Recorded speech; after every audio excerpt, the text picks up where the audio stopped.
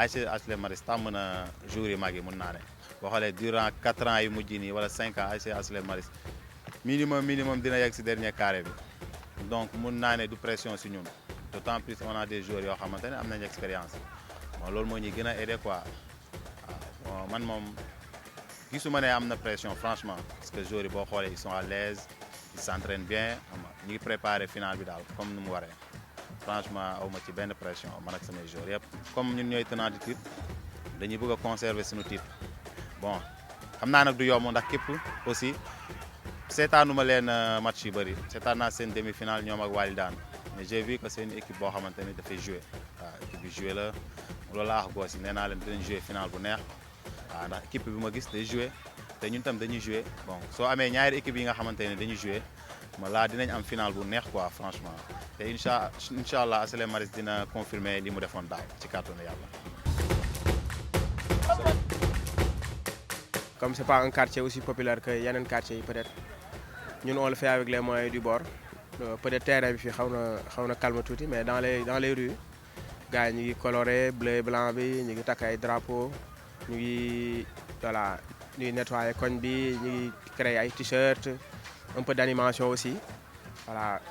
l'idée c'est de faire vraiment de mobiliser le quartier autour de ça que ça soit une fête surtout avant parce que final c'est pas une fin en soi gagné ko mais préparatif yi mooy nekk fête bi et les gens l'ont compris ici chaque jour ñu am ay initiative yu ndaw yu ñu créé boy yi jiite ko dirigeants yi Caca Mbeng jiite ko ñoom laay ku nekk dugal ci loxoom à son niveau waaw vraiment c'est ça gars yi gisoo joueurs yi léegi dafa lañu ay loisirs yu bees loolu yëpp ci préparatif yi la bokk quoi on veut en faire une fête chaque jour ñu def ko fête ba jour J bu yàlla dogalee ñu am ci ndam on revient continuer la fête bu amul ndam tamit voilà on en sort grandi parce que fu ay 8 équipes nekkoon xaw ma 16 équipes donc nga dem ba bokk ci ñaar ñuy xëccoo cappaandaw bi je pense que le mérite est déjà là moo tax ñun on y va avec beaucoup de philosophie ça reste du sport ça reste du football ça reste du loisir ñun noonu lañu ko bëgg a jàppee et on veut continuer vraiment dans cette dynamique là. Ouais, une bonne ambiance un bon état d'esprit parce que ñun chance bi ñu am aussi on a gardé le noyau quoi dirigeant yi presque changé wu ñu joueurs yi aussi noyau dur bi mi ngi fi. Le capitaine, il est là depuis depuis les petites catégories, il a joué cadet. Il a été meilleur joueur cadet, il a joué senior alors qu'il n'avait même pas l'âge. Donc, noyau dur, on a une petite expérience. L'équipe, staff, est trop. Mais c'est des gens qui ont un million de quoi. C'est vrai, mais on a la chance vraiment de comprendre comment préparer une équipe, comment se mobiliser. Tout n'est pas rose, hein. Les moyens ne suivent pas forcément. Mais voilà on fait avec gars yi xam nañ l'essentiel ku nekk da ci def li mu mën après peut-être yàlla moo ci teg loxoom quoi ak vraiment un engagement très sincère de gars yi composé groupe bi donte bariwuñu trop quoi ñun ku ñu xam ci loolu la ñuy dox ci jàmm ñàkkuñu fayda ragaluñu mais on a tous compris que affaire bi c'est d'abord du loisir c'est d'abord une question de passion la preuve añu regroupement bi sax daanaka boo jëlee final lañ lay jox du ko rembourser ñun on a compris que c'est une partie de plaisir c'est de la passion ku nekk am nga ci fooy daan sa doole defuñu ko wutuñu ci dara on veut renouer avec le mouvement associatif mooy dajale bi mu am ñi di xamante feneen ñi jóge feneen di dajaloo que les gens s'habillent bien se retrouvent au stade vivent leur passion ñun moom la ñuy dund booba léegi et à chaque fois que ce soit ñun avec suñu dëkkandoo Maristes 2 les relations n'ont pas toujours été au beau fixe malgré tout ay initiative jóge na fii nii pour fédérer ASC yi dem nañ ba ay nit sax bëgg mu nekk benn ASC bu mag pour dire que ñun ci jàmm ci la ñuy dox booba léegi ça veut pas dire que dañu ragal nag waaw bu dee ku ñu wokk nag ñu xuri la mais on est jamais dans une dynamique de confrontation d'affrontement pour ñun le sport le football en particulier c'est une partie de plaisir c'est une passion il doit fédérer il doit regrouper les gens et non les diviser. Là, voilà. Moulay, Baye Fall bokku ci. ko dem ba reyante ba dem ba final pour jël la ko quoi parce que su ma juumul su ma déggul ci écho yu mooy dégg fii nii benn équipe moo ko mos a tegle def ko doublé quoi te pour Maristes ce sera historique aussi pour Maristes donc bu ñu yàlla defee ba dem ba final objectif lu emporter la finale rek ñoo def la fête kon l'année passée.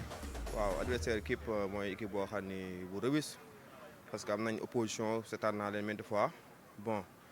année passée c'était difficile pour eux mais équipe boo xam ni la bon ren indi na beneen caractère boo xam ne moom faut la respecter parce que ku daaw koo xam ni peut-être daaw dafa toogee match de poule tey mu ñëw ba final donc c'est une équipe à respecter parce que am na ay qualités yu baax yu nekk foofu noonu ay joueurs yu expérience te d'après les échos seen koñ ni mobiliser nañu xam nga ñoom tamit gëj nañ dem final kon donc final opposition bu neex lay doon incha allah. waaw supporter Maristes moom d'habitude bon dama leen di woo si loo xam ne si luñ miin loo xam ne mooy moo ñëw supporter seen équipe si loo xam ne sans violence ñëw accompagner seen équipe comme d'habitude ñëw gunge ñu pousser ñu pour ñu mën a remporter la coupe ñëw fête ak ñoom fii ah. loolu importance rek mooy que ñu ñëw jouer la finale sans benn incident bu si am quoi.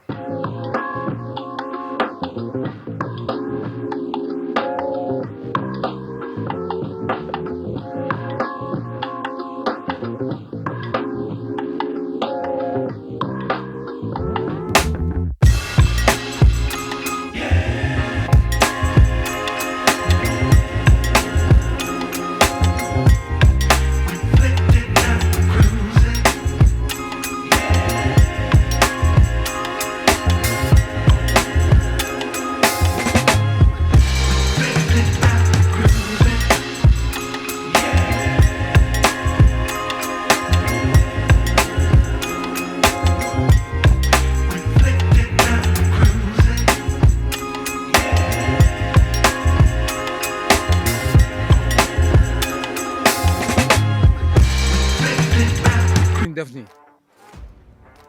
defe naa ni suñu bos moo gën a metti seen jaar-jaar ñoom ñooy favori ñun nangul na ne ñoom ñooy favori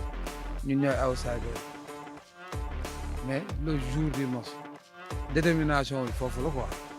dëgg la ñaari équipe yëpp boo xoolee dañuy jouer mais ku si nekk am na foo fooree ëppale sa morom dara. équipe yi dem final rek ay équipe yu baax lan forcément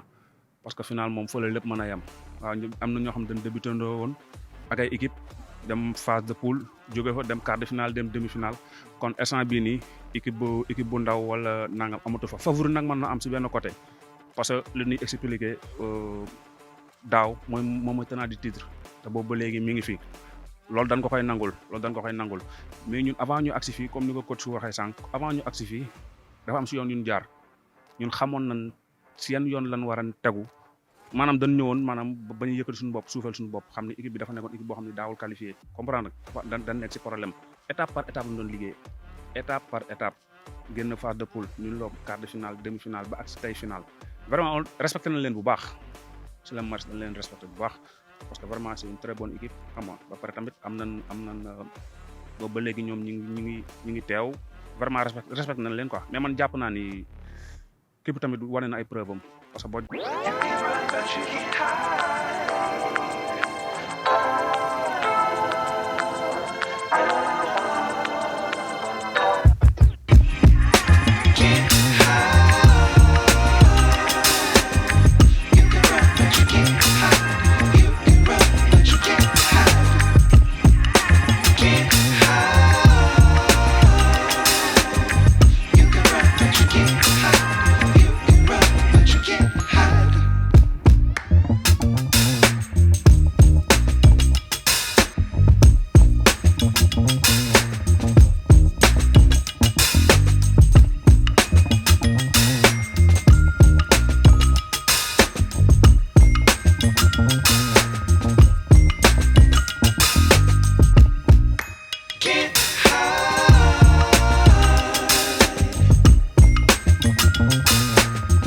xale yi daal ñoom bantu ñoom ñëpp franchement ren moom dañ cey jàpp carrément waaw koñ bi yëpp dañ cey jàpp mag ñeeg ñëpp waaw di ñaan yàlla nag yàlla nañu yàlla may ndam.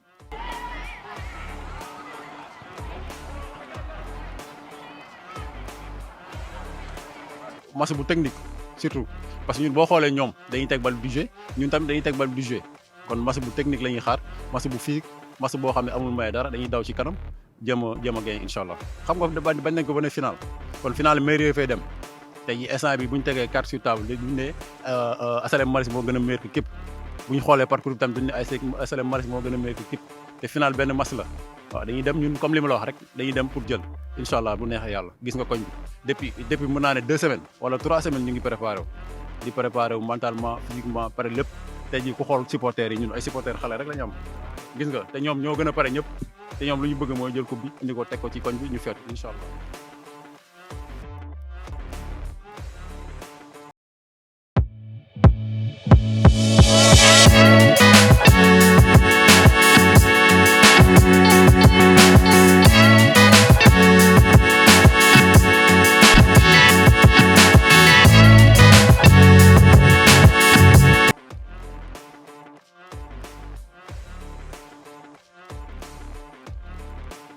Our first date, you're so fine, I'm so late. You sip wine, I drink straight. Don't waste time to my place. I feel my heart erase.